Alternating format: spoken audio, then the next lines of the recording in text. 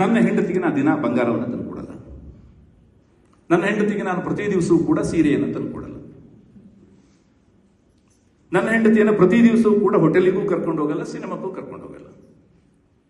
ಹಾಗಾದ್ರೆ ನನ್ನ ಹೆಂಡತಿಯನ್ನು ಸಂತೋಷದಿಂದ ಇಡೋದು ಹೇಗೆ ಅಂತ ನಾನು ಇದ್ರ ಬಗ್ಗೆನೇ 1 ತಾಸು ಭಾಷಣ ಮಾಡಿದ್ದೆ. ಅದು ಬೇರೆ ವಿಷಯ, ಬೇಡಬಿಡಿ. ಹೆಂಡತಿಯನ್ನು ಸುಖವಾಗಿ ಇಡುವಂಥದ್ದು ಹೇಗೆ ಅಂತ ಗೂಗಲಿಗೂ ಗೊತ್ತಿಲ್ವಂತೆ, ಯಾರಿಗೂ ಗೊತ್ತಿಲ್ವಂತೆ, ಆ ರಹಸ್ಯ ಯಾರಿಗೂ ಗೊತ್ತಿಲ್ವಂತೆ.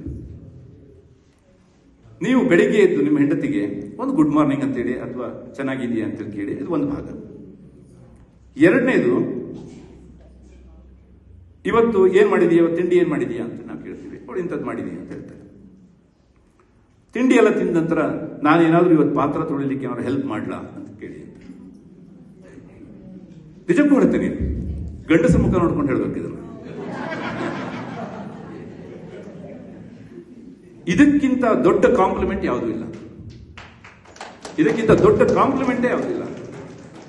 ನಾವು ಗಂಡಸರು ಯಾವ ರೀತಿಯಾಗಿ ವರ್ತಿಸ್ತಾರೆ ಅನ್ನುವಂಥದ್ದನ್ನು ನಾನು ಗಮನಿಸ್ತೇನೆ, ಇನ್ಕ್ಲೂಡಿಂಗ್ ಮೀ. ನಾನು ಹೇಳೋದು, ಬರ್ತೀವಿ, ತಿಂಡಿ ತಿಂತೀವಿ, ಹೊರಟೋಗ್ತೀವಿ. ಚೆನ್ನಾಗಿತ್ತು ಅಂತಲೂ ಹೇಳಲ್ಲ, ಚೆನ್ನಾಗಿಲ್ಲ ಅಂತಲೂ ಹೇಳಲ್ಲ. ಚೆನ್ನಾಗಿದೆ ಅಂತೇಳಿ ಒಂದು ಒಳ್ಳೆ ಇವತ್ತು ಚೆನ್ನಾಗಿ ಮಾಡಿದೀಯಮ್ಮ ಇವತ್ತು ಅಂತೇಳಿ ಒಂದು ಕಾಂಪ್ಲಿಮೆಂಟ್, ಒಂದು ಸಣ್ಣ ಕಾಂಪ್ಲಿಮೆಂಟ್ ಕೊಡಲ್ಲ.